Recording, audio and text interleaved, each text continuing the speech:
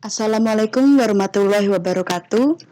Perkenalkan, saya Fariza Wilasita Karunia, mahasiswa Prodi Pendidikan Bahasa Sastra Indonesia dan Daerah.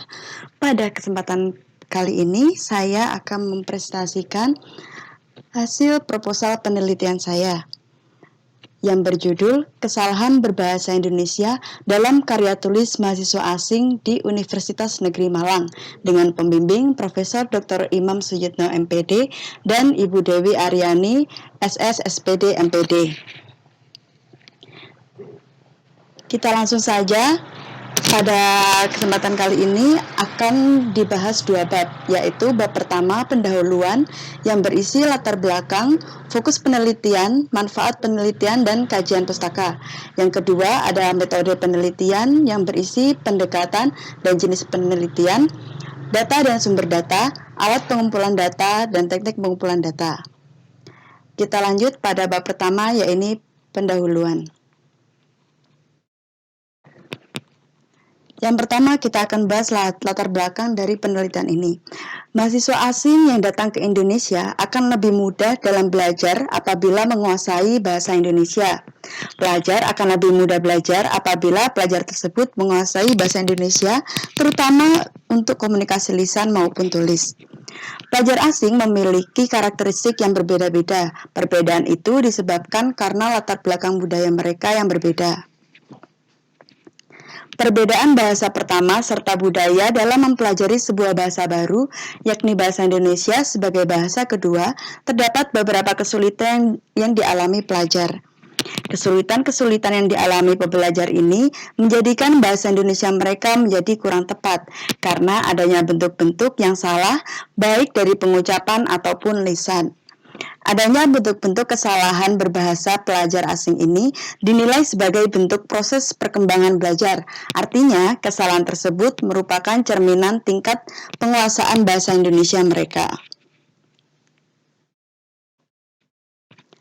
Penelitian ini berfokus pada dua hal, yakni yang pertama, bentuk-bentuk kesalahan berbahasa Indonesia yang ada pada karya tulis mahasiswa asing di UM. Yang kedua adalah faktor yang mempengaruhi kesalahan pembelajaran bahasa Indonesia mahasiswa asing di UM. Manfaat penelitian ini dibagi menjadi dua. Yang pertama, manfaat teoritis. Penelitian ini berguna untuk mengembangkan bahan ajar BIPA. Bahan ajar BIPA dapat disusun baik dengan mempertimbangkan faktor ciri khusus bahasa Indonesia sebagai bahasa asing dan faktor individu pembelajar asing. Yang kedua, ada manfaat praktis. Penelitian ini berguna bagi pihak-pihak yang mengkaji masalah terkait kesalahan berbahasa mahasiswa asing. Yang pertama, bagi pelajar BIPA, penelitian ini diharapkan dapat memberikan gambaran mengenai perkembangan belajar bahasa Indonesia mahasiswa asing. Selain itu, penelitian ini juga dapat menjadi bahan refleksi guru untuk menyiapkan pembelajaran yang lebih mudah dipahami. Lalu, yang kedua, bagi lembaga atau instansi yang menaungi program BIPA, penelitian ini bermanfaat untuk mempermudah mengelompokkan kategori level sesuai dengan bentuk kesalahan pembelajar yang mana menggambarkan proses pemelorahan bahasa asing. Kita beralih ke ruang lingkup dan keterbatasan penelitian.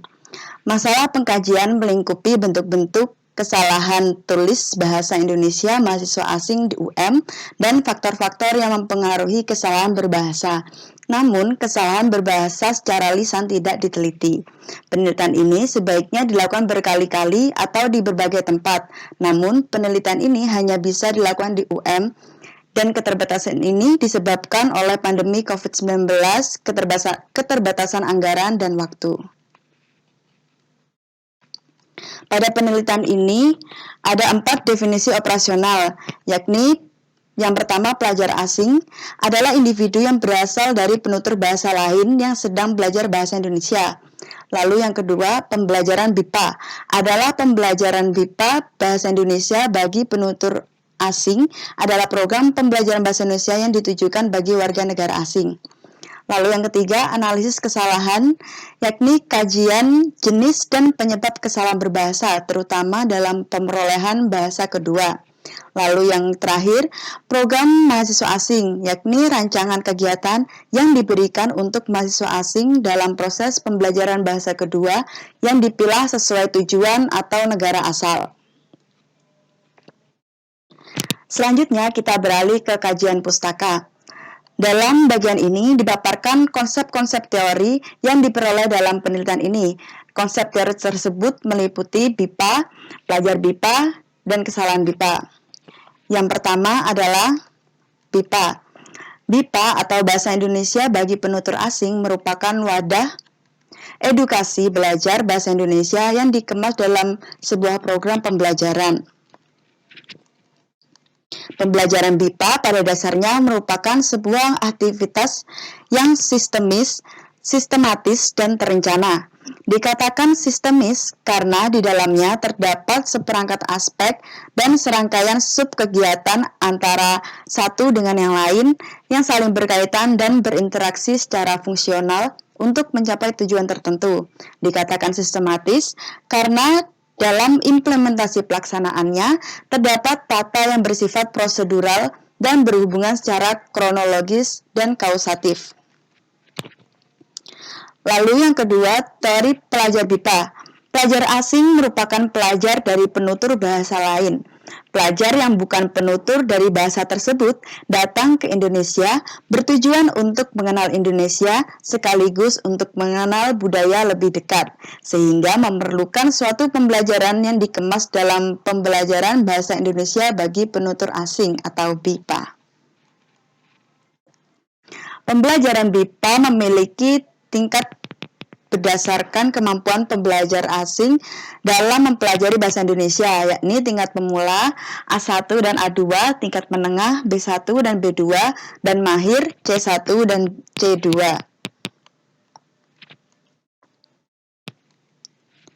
Selanjutnya, teori kesalahan berbahasa. Kesalahan berbahasa seorang dwi bahasawan yang termasuk dalam kategori linguistik dibagi menjadi 4. Yang pertama adalah kesalahan fonologis yang mencakup ucapan bagi bahasa lisan dan ejaan bagi bahasa tulis. Yang kedua adalah kesalahan morfologis yang mencakup prefiks, infiks, sufiks, konfiks, dan simulfiks. Yang ketiga adalah kesalahan sintaksis yang mencakup frasa, klausa, dan kalimat. Yang keempat, kesalahan leksikal atau pilihan kata. Kita beralih ke ejaan. Menurut KBBI, ejaan adalah kaidah cara menggambarkan bunyi-bunyi, kata, kalimat, dan sebagainya dalam tulisan serta penggunaan tanda baca.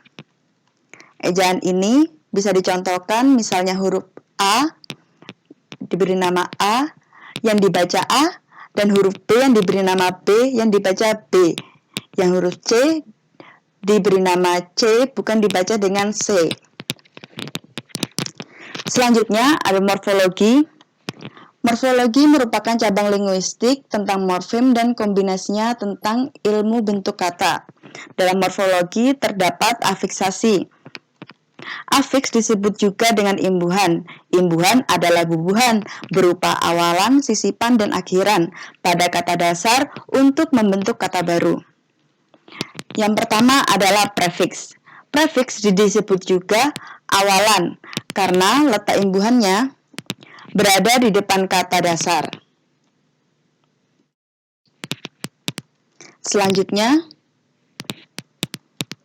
contoh dari prefiks adalah menasal, penasal, ber, di, ter, atau ke.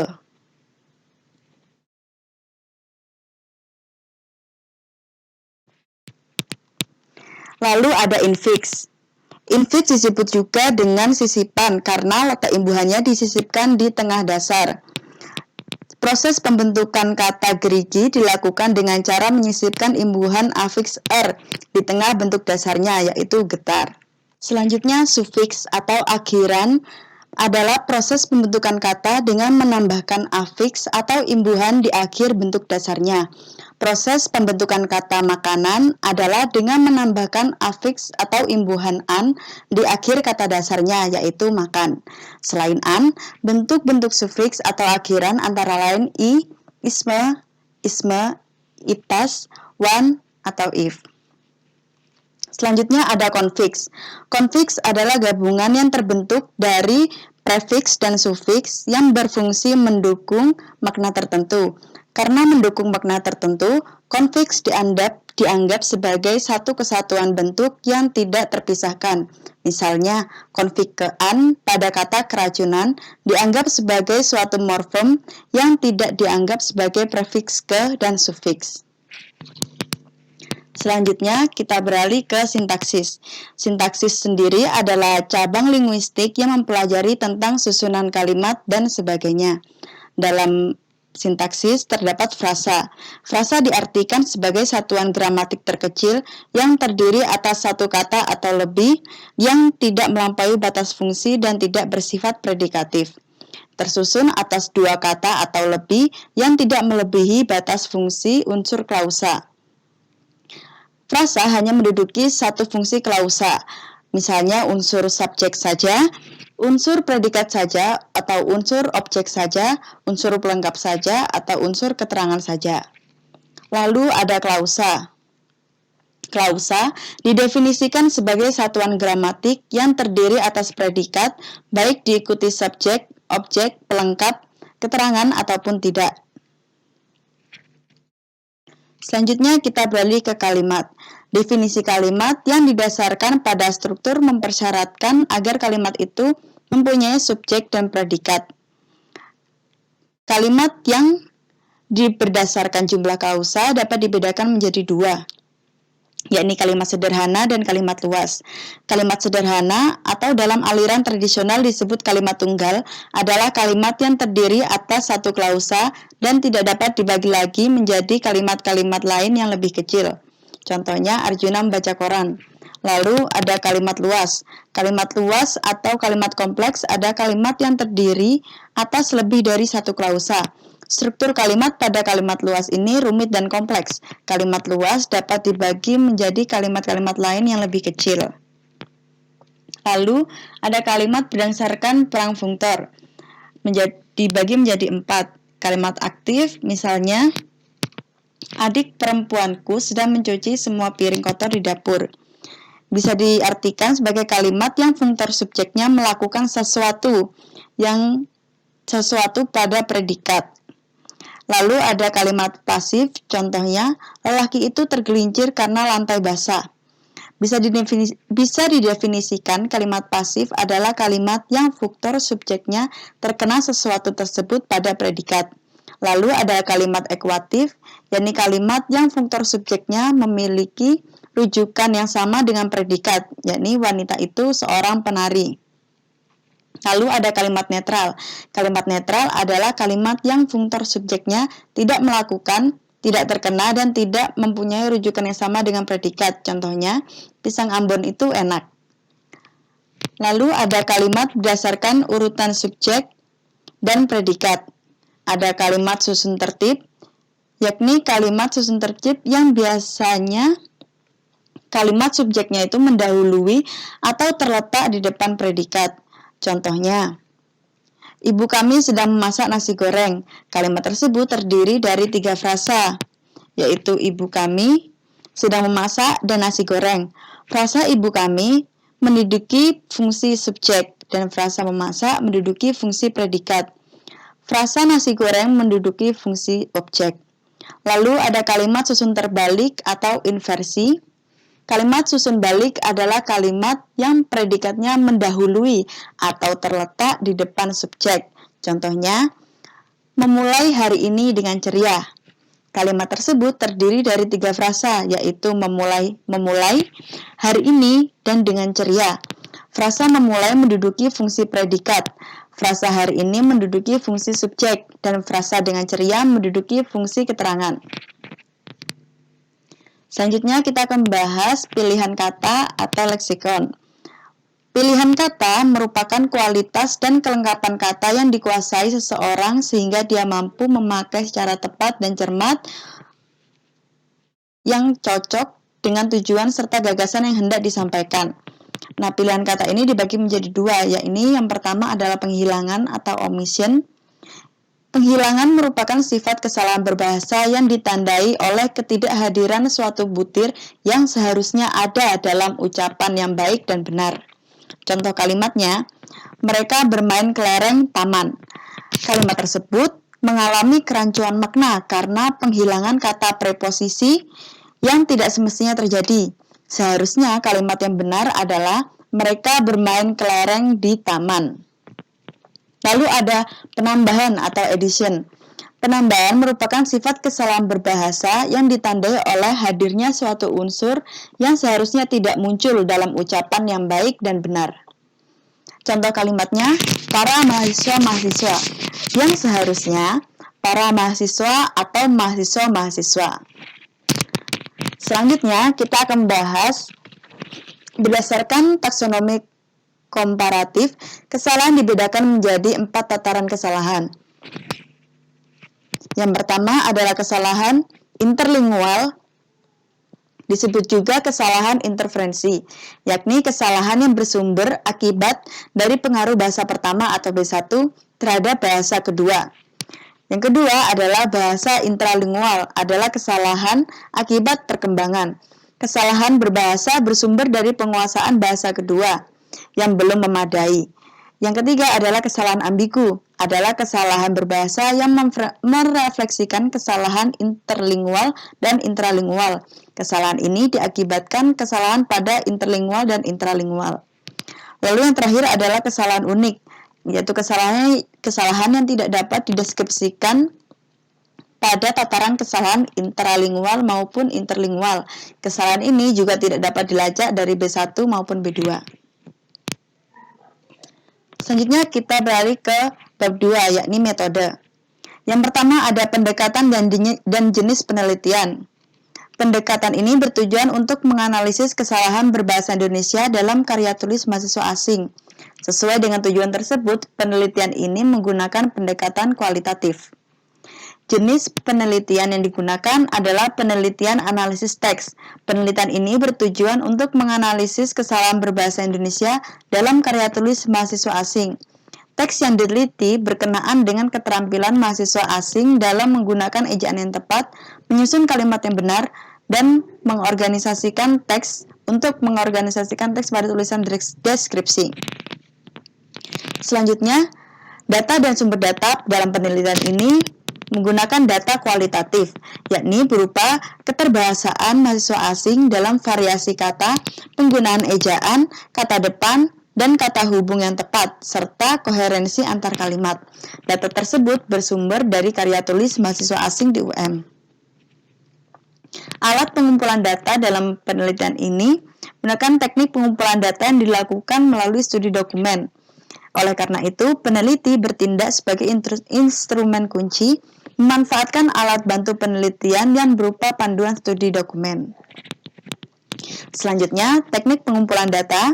Langkah pertama, peneliti membaca karya tulis mahasiswa asing, kemudian memberi tanda dengan menggarisbawahi pada kata yang mencakup kesalahan berbahasa Indonesia. Yang kedua, mencatat data yang telah ditemukan dan mengelompokkan data untuk diletakkan pada tabel pendukung. Ketiga, mengecek ulang hasil pengumpulan data. Lalu kita beralih ke analisis data penelitian. Dibagi menjadi 3 tahap. Yang pertama adalah reduksi. Dalam tahap ini terdapat 3 kegiatan, yaitu identifikasi, klasifikasi, dan kodifikasi. Peneliti mengidentifikasi karya tulis mahasiswa asing di UM yang mengambil dari jurnal harian, tugas, dan esai. Data tersebut dikumpulkan berupa kesalahan-kesalahan berbahasa Indonesia melalui studi dokumen. Peneliti selanjutnya mengklasifikasikan dan mencatat bentuk kesalahan berbahasa Indonesia berdasarkan aspek yang ditentukan. Masing-masing data diberi keterangan dan dikodifikasi. Yang kedua adalah klasifikasi.